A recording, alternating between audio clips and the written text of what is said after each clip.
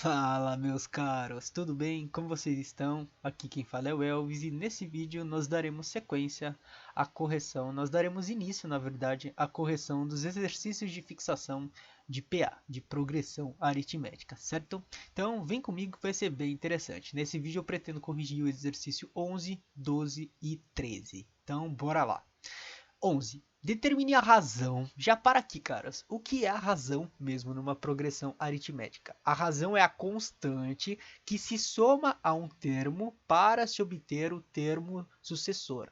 Ou seja, que número eu somo ao 38 para obter 35? É o mesmo número que eu vou somar no 35 para obter 32 e no 32 para obter 29. Esse número é a razão. Então o exercício está pedindo para que nós determinemos qual é esta razão e depois, né, que nós, a partir dessa razão, a gente classifique a sequência, a PA, como crescente, decrescente ou constante. Caros, uma vantagem, né, uma dica que ajuda muito. A gente só precisa olhar para os dois primeiros termos. Por quê? Porque o exercício diz para a gente que todas essas sequências são progressões aritméticas. Então a razão é sempre a mesma para qualquer um dos pares aqui que eu faça, né? Do 32 com 29, 29 com 26. Então eu só preciso olhar para os dois primeiros termos. Você eventualmente até pode olhar para outros termos para confirmar a conta, mas os dois primeiros, né, já deixam mais que suficientes. Então vamos fazer um bate-bola aqui rápido.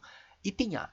Do 38 para o 35, quanto eu tenho que somar para obter 35 no 38? Eu tenho que somar menos 3. Então vamos respondendo aqui. Eu vou deixar aqui o meu bloquinho de respostas. Estou na questão 11, certo? E o item A, a resposta do item A, bem tranquila, é menos 3. Se a razão é menos 3, caras, a PA é uma PA decrescente, né? Eu acredito que nessa parte ninguém tem muita dificuldade. A PA é crescente ou decrescente em função da razão. Se a razão é positiva, a PA vai aumentando. Se a razão é negativa, a PA vai diminuindo. Tudo bem? Continuando. Na B, bate bola rápido. Do menos 40 para o menos 34, eu tenho que somar 6, né? Eu estou, na verdade, ó, repara, eu estou somando 6. Ó. Eu tinha menos 40, agora eu tenho menos 34. Então é como se eu tivesse uma dívida menor. Portanto, eu inseri um valor aqui. Então eu estou inserindo um valor positivo. Eu vou escrever até desse jeito. Mais 6 e é uma PA crescente, certo?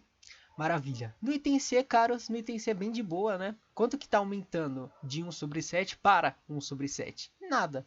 Então a razão aqui é zero, portanto a PA é constante. Seguindo. Item D. 90, 80, 70, bem de boa, né? Menos 10 é uma PA decrescente. Item E. 1/3 foi para 1. Caros, quanto eu tenho que somar no 1/3 para obter o número 1? Eu tenho que somar 2/3. Portanto, a razão aqui é uma fração, né? Vou colocar em fração 2/3. E se é uma razão positiva, a PA é crescente. Perfeito? F. E a F a gente olha, vamos dar uma olhada nela com muita calma, né? A gente tem raiz de 3 menos 2 e depois raiz de 3 menos 1. O que mudou desta parcela para esta parcela? A gente mudou em uma unidade, né? É como se eu tivesse somado uma unidade. Portanto, a razão aqui na F é 1. E se a razão é positiva, a PA é crescente. Bem tranquila essa questão, né? Eu acredito que ninguém vai ter muita dificuldade nela. Agora, item 12, questão 12. Dada a PA 28, 36, 44, 52, então vamos copiar essa PA.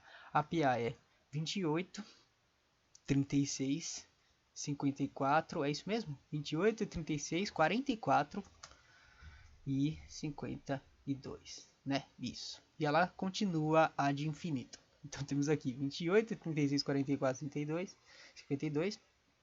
E nós vamos determinar o 8º termo e o 19º termo. Caros, tem duas formas de fazer isso, né? E vocês sempre vão ter duas formas para resolver os problemas de PA. Geralmente vocês sempre vão ter problemas dessa natureza aqui, sempre tem duas formas. Vocês podem continuar essa PA até o 19º termo, e aí vocês simplesmente contam. E eu já disse, essa técnica de resolver, ela não está nem um pouco errada, né? Eu só não recomendo ela por questão de tempo, porque se a gente tivesse um tempo infinito para fazer as questões e para fazer as provas, eu recomendaria, afinal de contas, essa técnica é, de certo modo, a mais, né, simples de todas. Você simplesmente vai replicando os cálculos. Você não se usa de fórmula. Todavia, não é interessante usá-la, uma porque nós não temos tanto tempo, outra porque ela não é tão elegante assim, né? É um trabalho bem espartano. Enfim.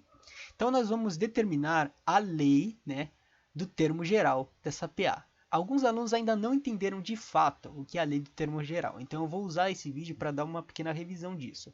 Caros, vamos lembrar um pouquinho da nossa teoria de função. Vou abrir um container aqui de matemática. Vamos lembrar um pouquinho da nossa teoria de função. Se eu tenho f de x igual a 2x mais 1, por exemplo, o que isso significa? Que eu consigo atribuir valores para x e cada valor de x me retorna um valor de f de x.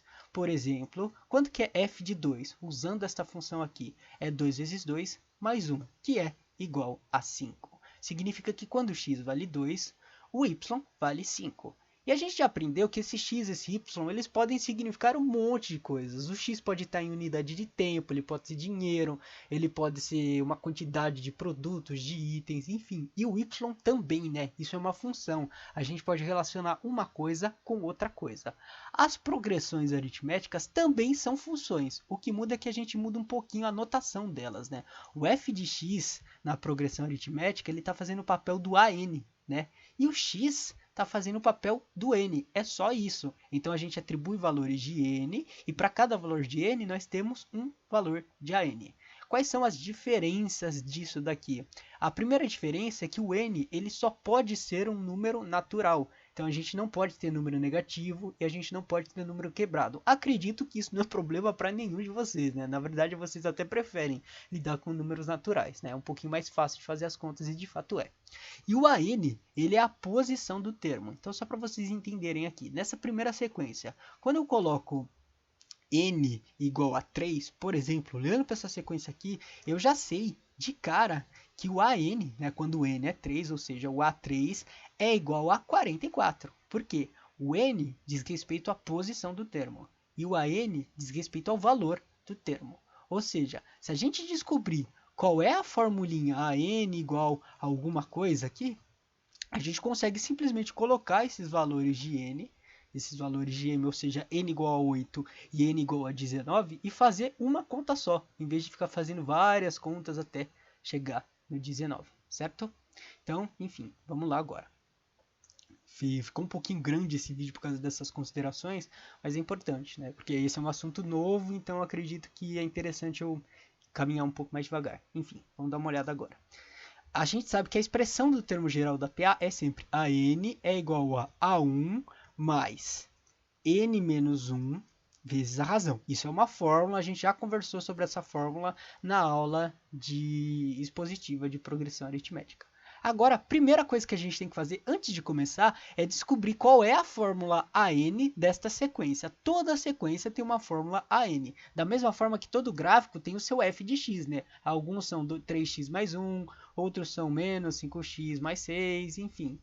Cada gráfico, né, cada curva, cada reta tem sua própria função, da mesma forma que cada sequência tem sua própria lei de formação. O que tem em comum é que nas PAs, né, a lei de formação sai daqui. Enfim, agora vamos continuar, caras. A gente quer determinar então o AN, certo? Quem nós já temos daqui? Nós temos o primeiro termo? Temos, ó, nós temos o A1, vale 28.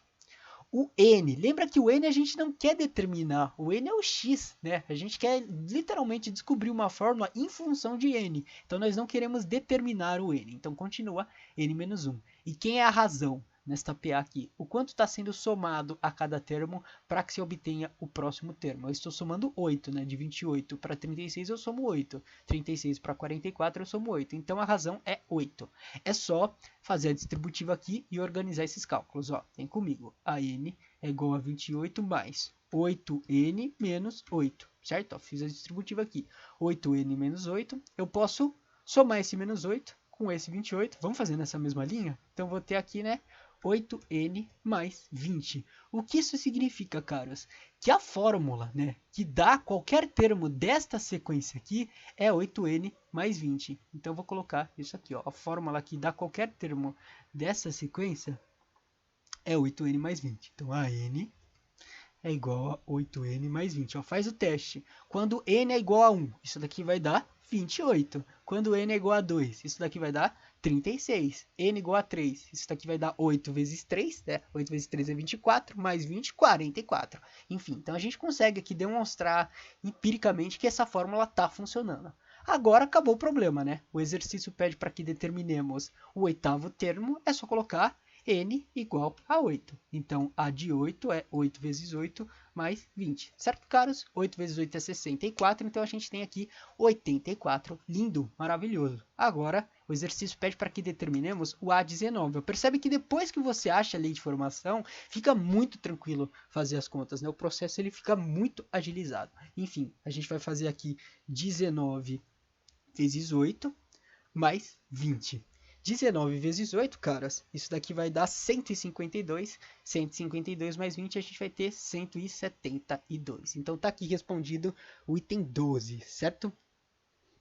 E tem mais uma, né? Isso, tem mais uma aqui que eu combinei de fazer. Só que eu acho que eu vou deixar para fazer no próximo vídeo, porque esse já está ficando um pouco grande, tudo bem? Então no próximo vídeo eu dou uma olhada aqui na questão 13. Agora que eu já fiz essa consideração, né? A questão 12, ela tem o mesmo princípio de resolução da questão 13. Mesmo assim eu quero fazer, porque aqui trabalha com números negativos, então a razão da negativa, então eu quero fazer. Mas a essência é a mesma. Então no próximo vídeo eu vou fazer a questão 13 bem rapidamente e dar uma olhada aqui na questão 14, certo?